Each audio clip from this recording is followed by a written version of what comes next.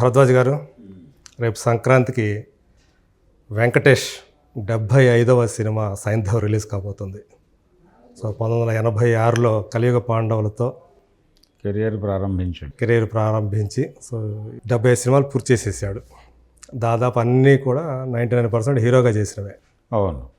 So నలుగురు top హీరోల్లో ఒకడిగా continue అవుతూ ఇంతకాలం తర్వాత కూడా ఇప్పటికీ సీనియర్ టాప్ హీరోస్ అంటే నలుగురు టాప్ హీరోస్ వాళ్ళ కెరీర్ అలాగే ఉండిపోయినాయి వాళ్ళు. అవును. సో దాన్ని అలా ఆ స్థానాన్ని కాపాడుకుంటూ ఈ మధ్య కాలంలో చూస్తే తను చేసినటువంటి క్రైమ్ థ్రిల్లర్స్ కానివ్వండి, దృశ్యం, అంతకుముందు నారప్ప కానివ్వండి, ఒక యాక్షన్ మేళవించినటువంటి ఆ సినిమాల్లోకి ఆయన వచ్చాడు. ఇప్పుడు సైంధవ్ చూసినా కూడా ఇది ఒక మెడికల్ ఇష్యూకి సంబంధించినటువంటి యాక్షన్ థ్రిల్లర్గా కనిపిస్తూ ఉంది. సో ఈయన అంటే ఇప్పుడు మన రాఘవేంద్రరావు ఒక స్టేట్మెంట్ ఇచ్చాడు, తన సమకాలీన హీరోల్లో వెంకటేష్ లాగా ఎవరు అన్ని రకాల పాత్రలు, అన్ని విలక్షణ పాత్రలు చేయలేదని చెప్పేసి. సో అంటే ఆయన కెరీర్ని చూసుకుంటే ఒకవేళ ఆ విలక్షణ పాత్రల వల్లే నటుడిగా ఆయన అలా నిలబడ్డాడని మనం అనుకోవచ్చా? మీ యొక్క టేక్ ఏంటి ఆయన కెరీర్ గురించి? అంటే 75 సినిమాలు ఒక మార్క్గా మొన్న సెలబ్రేట్ చేశారు. ఎస్, వెంకీ 75 అని. వాస్తవంగా 100 సినిమాలకు చేస్తూ ఉంటారు ఇలాంటిది. అవును. అయితే ప్రస్తుతం 100 సినిమాలు చేయటం అనేది అంత ఈజీ వ్యవహారంగా కనిపించడం లేదు. అవును. అందుకని 75 కూడా ఒక మార్క్, అది సెలబ్రేట్ చేసుకోవాల్సిన టైం అని అనుకున్నారు వాళ్ళు. అనుకుని రానా ఏర్పాటు చేసిన ప్రోగ్రాం అది. అవును. దానికి అందరూ వచ్చి మాట్లాడారు, పెద్ద హీరోలు అందరూ వచ్చి మాట్లాడారు. దాంట్లో చిరంజీవి మాట్లాడుతూ డాడీ ప్రస్తావన తీసుకొచ్చాడు. తీసుకొచ్చి డాడీ సినిమా చూసి, ఇది మీ కప్ ఆఫ్ టీ కాదండి, ఇది మాది, మేము చేయొచ్చు కదా, ఇలాంటి క్యారెక్టర్లు మేము చేస్తే చూస్తారు, మీరు చేయాల్సిన వేరే అని చెప్పాడు. ఆ సినిమా కూడా పెద్దగా వెళ్ళలేదు, అబవ్ యావరేజ్ అయింది. వెంకటేష్ చెప్పాడని.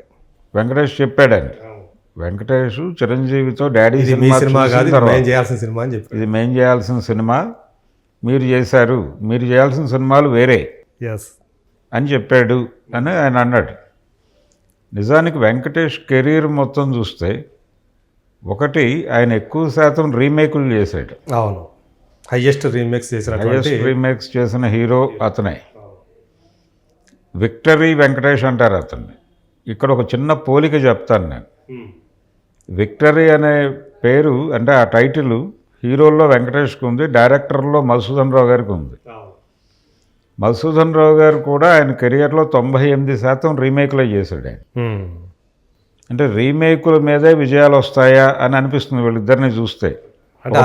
ఒక సారూప్యత ఉంది అనమాట. ఒక సారూప్యత ఉంది. అంటే ఆయన 98% రీమేక్లే, అన్ని భాషల్లో నుంచి రీమేక్ చేసేవాడు ఆయన. అలాగే వెంకటేష్ కూడా మంచి కథ ఎక్కడున్నా తెచ్చి తెలుగు ప్రేక్షకులు చూపించే ప్రయత్నం చేశాడు. టోటల్ కెరియర్లో అంటే మొదట్లో ఆయన కొంచెం యాక్షన్ హీరోగాను ఆ టైంలో వెళ్ళాడు. అంటే మాసులోకి వెళ్ళాలనే ఒక ప్రయత్నం జరిగింది. కానీ చాలా తొందరలోనే తను తెలుసుకున్నాడు, ఇలా కాదు మనం వెళ్ళాల్సింది, మన మార్గం కొంచెం అంటే చూజీగా వెళ్ళాలి అని అనుకున్నాడు ఆయన.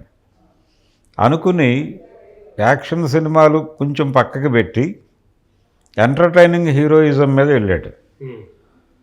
మీకు బొబ్బిల్ రాజా సినిమా టైంలో ఒక ఇంటర్వ్యూలో ఆయన మాట్లాడుతూ, డైరెక్టర్తో నేను చెప్పాను కొంచెం ఎంటర్టైనింగ్గా వెళదాము అని, ఈ అయ్యో అయ్యో అయ్యయ్యో అని ఒక మాట ఉంటుంది దానిలో. అవును. ఇది నేను జనరల్గా అంటూ ఉంటాను, దీన్ని కూడా సినిమాలో వాడదామని చెప్పి అనుకున్నాము.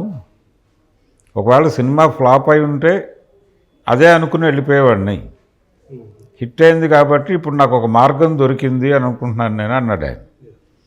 మీకు తమిళ్లో రజనీకాంత్ చేసిన లెవెల్ ఎంటర్టైనింగ్ హీరోయిజం అనేది వెంకటేష్ మీద నడిచింది. ఓకే. అది అతను తెచ్చిపెట్టుకున్నదే. తన క్యారెక్టర్స్ ఇలా ఉండాలి అనే మూస పద్ధతిలో ఉండకూడదు అని కూడా అనుకున్నాడు. అనుకునే చంటి లాంటి క్యారెక్టర్ యాక్సెప్ట్ చేయటం. ఓకే. ఆ క్యారెక్టర్ పైగా అతను చేసిన ప్రయోగాలన్నీ హిట్ అయినాయి, జనం కూడా కాదనలేదు. ఒకే తరహా పాత్రలు ఇది మన మీద వర్కౌట్ అవుతుందా అవదా అనే గొడవ కంటే కూడా అది ప్రూవ్ అయిందా లేదా అనేది చూసుకునేవాడు. వేరే చోట ప్రూవ్ అయిన సబ్జెక్టు మన మీద ఎందుకు ప్రూవ్ అవ్వదు అనే ఒక నమ్మకంతో ఎక్కువ రీమేకులు చేశాడు ఆయన. చంటి సినిమా చేయడానికి కారణం అదే, ఆ రెఫరెన్స్ ఉంది, ఇది మనం చేయగలము, ఇది మనం చేస్తే ప్రజలు ఆదరిస్తారు అని నమ్మాడు. వర్కౌట్ అయింది. నిజానికి రవిరాజ పినిశెట్టి కెరియర్లో హైయెస్ట్ కలెక్ట్ చేసిన సినిమా అది పెదరాయుడు. అది ఈ విధంగా దాదాపుగా ఆయన చేసిన సినిమాల్లో రీమేకులు ఎక్కువ ఉన్నాయి, సక్సెస్ రేట్ ఎక్కువ ఉంది. సబ్జెక్ట్ విషయంలో ఎప్పుడూ కూడా పెద్దగా మొహమాట పడిన వ్యక్తి కాదు. ఇంకొక కోణం ఉంది. విజయభాస్కర్ త్రివిక్రమ్ కాంబినేషన్లో వచ్చిన సినిమాలు ఉన్నాయి. ఓకే, నువ్వు నాకు నచ్చావు కావచ్చు, మల్లీశ్వరి కావచ్చు. ఆ సినిమాల్లో వాళ్ళు అనుకున్న పాత్రని ప్రజెంట్ చేసే ప్రయత్నం చాలా బలంగా చేశాడు అతను. ఈరోజు కూడా మీరు యాక్ట్ చేసిన సినిమాల్లో ట్రెండ్ ఒకటి నడుస్తుంది కదా, రీ రిలీజ్ ట్రెండ్. మీ సినిమాల్లో ఏది రీ రిలీజ్ కావాలనుకున్నానంటే నువ్వు నాకు నచ్చావు అని ఈరోజు జరిగిన ప్రెస్ మీట్లో చెప్పెడతాను. అదే అంటే ఆ రెండు సినిమాలు ఎందుకంటే తను కొంచెం ఒక స్థాయి హీరో చేయడానికి ఇబ్బంది పడే సన్నివేశాలు ఉన్నటువంటి కథలు అవి. ఎగ్జామ్ రాస్తూ ఉండగా తండ్రి స్లిప్లు అందించడం లాంటి సీన్లు ఉంటాయి దానిలో. మల్లీశ్వరి కూడా అదే, మల్లీశ్వరిలో సీనే అది. తన మీద తను జోకులు వేసుకున్నట్టు కూడా ఉంటుంది దాంట్లో. అయితే పెళ్లిగాని ప్రసాద్ అనే క్యారెక్టరు, పెళ్లికాని ప్రసాద్ అనే క్యారెక్టరు, ఇవన్నీ వీటన్నిటినీ ఆయన చేసాడు. ఏం పర్లేదు, ఎంటర్టైనింగ్ హీరోయిజంలో భాగంగా చూశాడు అది. ఇది మన మీద వర్కౌట్ అవుతుంది, జనం ఎంటర్టైన్ అవుతారు అని నమ్మాడు. ఆ నమ్మకం నిలబెట్టింది సినిమాలను. ఇప్పుడు త్రివిక్రమ్తో సినిమా చేస్తాడు అనే ప్రచారం జరగడానికి కూడా కారణం అదే. ఇలా ఏ డైరెక్టరు చేసినా కానీ, ఇప్పుడు ఆయన బొబ్బిలి రాజా చేశాడు బి గోపాల్తో, అది పెద్ద హిట్టు. ఆ తర్వాత ప్రతి డైరెక్టర్తోనూ హిట్స్ ఇచ్చాడు. రాఘవేంద్రరావు ప్రారంభ సినిమా మొదటి డైరెక్టర్ ఆయనే, కలియుగ పాండవులు, చాలా ఎమోషనల్ క్యారెక్టర్ దానిలో. ఆ టైంలో రాఘవేంద్రరావు గారు ఒక మాట చెప్పాడు, అంటే పరిచయం చేసేటువంటి హీరోలో బలాలు ఏమిటి అనే, బలహీనతలు ఏమిటి అనేది చెక్ చేసుకుంటాడు డైరెక్టర్.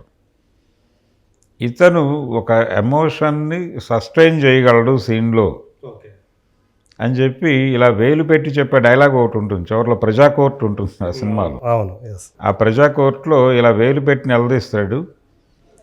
ఇతను వేలుకి చాలా పవర్ ఉంది అని చెప్పేసి ఒక మాట అన్నాడు ఆయన. అది పోస్టర్లో కూడా వేలే వేశారు. సో ఇలాంటి కొన్ని ఫీచర్స్ ఉన్నాయి ఇతనిలో, నిలబడే అవకాశం ఉంది హీరో అని చెప్పేసి చాలా కాన్ఫిడెంట్గా చెప్పాడు ఆయన. అట్లా ఇతను చేసిన ప్రతి సినిమాలోనూ ఆ క్యారెక్టర్కి ఏది అవసరమో అది ఇచ్చుకుంటూ వెళ్ళాడు. జయం మనదేరాల సినిమా చేశాడు ఆయన. అవును, శంకర్ తోటి. నిజానికి అది ఒక రకంగా కారం చేడు ఇన్స్పిరేషన్తో రాసుకున్న కథే. కారం చేడులో అంటే ఆ వీళ్ళ ఊరే అది. వీళ్ళ ఊర్లో వీళ్ళ వైపు నుంచి, అంటే వీళ్ళు రిప్రజెంట్ చేస్తున్న సామాజిక వర్గం విలన్గా అక్కడ ప్రొజెక్ట్ అయినటువంటి సందర్భం ఉంది. అయినప్పటికీ ఆ కథను తీసుకుని వీళ్ళకి అనువుగా మలుచుకుంటూ కథను డిజైన్ చేశారు. అందులో ఇతను యాక్ట్ చేశాడు. అది కూడా ఒక సాహసమే. ఇలాంటి ప్రయోగాలు చాలా కనిపిస్తాయి ఇతని కెరియర్లో. పెళ్లి చేసుకుందాం లాంటి సినిమా కానివ్వండి, ముత్యాల సుబ్బయ్య డైరెక్షన్ పవిత్ర బంధం కానివ్వండి, యాక్సెప్ట్ చేశాడు ఆ క్యారెక్టర్. అలాగే ఈవివి సత్యనారాయణ ఇంట్లో ఇల్లాలు వంటింట్లో ప్రియురాలు, ఇంట్లో ఇల్లాలు వంటింట్లో ప్రియురాలు లాంటి సబ్జెక్టు కూడా. అంటే డైరెక్టరు ఏమనుకుంటున్నాడు అనేది విని తను జడ్జి చేసుకుని వెళ్ళిపోయేవాడు అంతే. అందుకని చాలామంది హీరోల కంటే కూడా ఎక్కువ వెరైటీ రోల్స్ చేశాడు అతను. అంటే ఇందులో వాళ్ళ అన్నయ్య సురేష్ బాబు యొక్క పాత్ర కూడా ఉంటుంది అని చెప్తారు.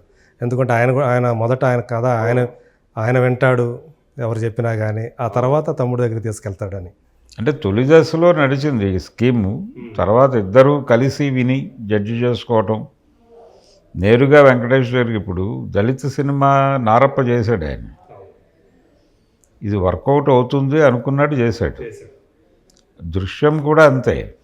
దృశ్యం కూడా వెరైటీగా ఫీల్ అయ్యి చేసిన సినిమా, 2 భాగాలు. అంటే కొంచెం రొటీన్కి భిన్నంగా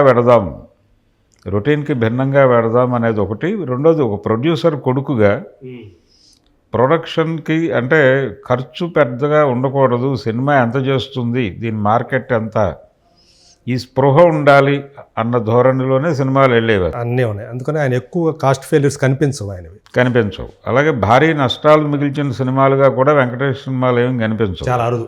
ఎప్పుడన్నా సుభాష్ చంద్రబోస్ లాంటి అశ్విని దత్ తీసినటువంటి సినిమా.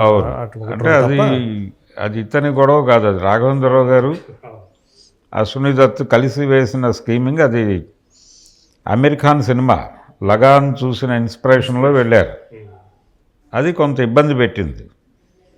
అలాంటిది ఇంకొక ప్రయోగం కూడా చేశాడు రాఘవేంద్రరావు గారు వెంకటేష్తో, సాగర కన్య సాహస వీరుడు అని. అది కూడా వర్కౌట్ అవ్వాలి కమర్షియల్గా, పర్వాలేదు వీరుడు సాగర కన్య. అది కూడా ప్రాపర్గా వర్కౌట్ అయిన సినిమా కాదు, ఫ్లాప్ సినిమానే. ఇలాంటి కొన్ని అంటే వాళ్ళు కాన్ఫిడెన్స్తో ముందుకెళ్ళిన సినిమాలు తప్ప తను ఓకే చేసి తను జడ్జిమెంట్తో వెళ్ళిన ఏ సినిమా కూడా ఫెయిల్ అవ్వలేదు. అలాగే ఆడియన్స్ కూడా ఒక నమ్మకం ఉంది అతని మీద. వెంకటేష్ సినిమాకి వెడితే ఇది మనని ఇబ్బంది పెట్టదు, మనం ఇచ్చిన రూపాయికి ఏదో మేరకు న్యాయం జరుగుతుంది అనే నమ్మకం కలిగించుకోగలిగాడు ఆడియన్స్లో. ఈ మధ్యకాలంలో రానా నాయుడు అని ఒక వెబ్ సిరీస్ చేశాడు ఆయన. దాంట్లో చాలా విమర్శలు కూడా వచ్చాయి. వెబ్ ఆడియన్స్ కోసం చేశానని చెప్పాడు ఆయన. వెబ్ ఆడియన్స్ వేరు, థియేటర్ ఆడియన్స్ వేరు అని మాట్లాడాడు. కానీ చాలామంది డ్రాయింగ్ రూమ్స్లో టీవీల్లో చూశారు. ఇది చూసిన వాళ్ళందరూ కూడా ఈయన సినిమాల నుంచి అభిమానులైన వాళ్ళే. ఇతను సకుటుంబ సమేతంగా చూడదగ్గ సినిమాలు మాత్రమే చేస్తాడు అనేటువంటి ఒక ఇమేజ్ ఉంది. రెండోది, ఇతని టాపిక్ కూడా జెన్యూన్గా ఉంటుంది అని, ఒక జెన్యూన్గా ఒక కొత్త పాయింట్తో సినిమా ఉంటుంది వెంకటేష్ది అనే నమ్మకం ఆడియన్స్లో కలిగించగలిగాడు. ఆ నమ్మకంతో చూసిన వాళ్ళు కొంచెం ఇబ్బంది పడ్డారు, ఏమిటి గోళ అని. అది దానికి సమాధానం చెప్పుకోవాల్సిన పరిస్థితి వచ్చింది అతను.